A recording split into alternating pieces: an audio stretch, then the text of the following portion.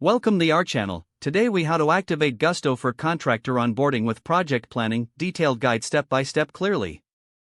To activate Gusto for Contractor onboarding with project planning, begin by signing into your Gusto account. If you do not have an account, create one by following the prompts on the website. Once logged in, navigate to the Contractors tab in the main dashboard. Click on the Add Contractor button to create a new contractor profile. Fill in the required information for the contractor, including their name and email address. Choose the appropriate contractor type from the drop-down menu. Select the Onboard Contractor option to initiate the onboarding process. Review the contractor's details and ensure they are accurate before proceeding. Click on Send Invitation to invite the contractor to complete their onboarding.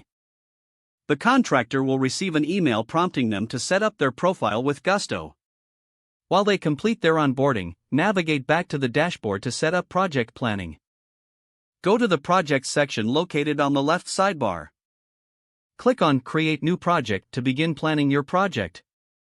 Enter the project name and description in the designated fields.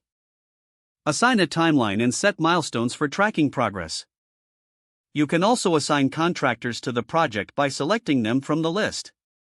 Save the project once you have filled in all the necessary details. Monitor the project's progress through the dashboard, adjusting timelines as needed.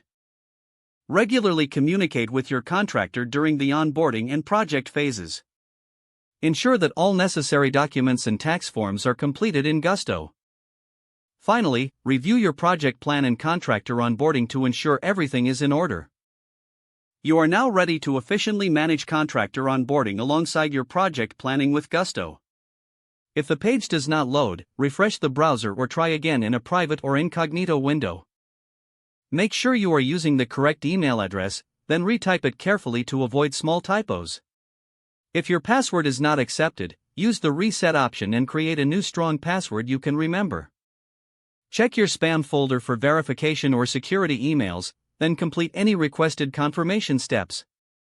Enable two-factor authentication if available to improve account security and reduce unauthorized access risk.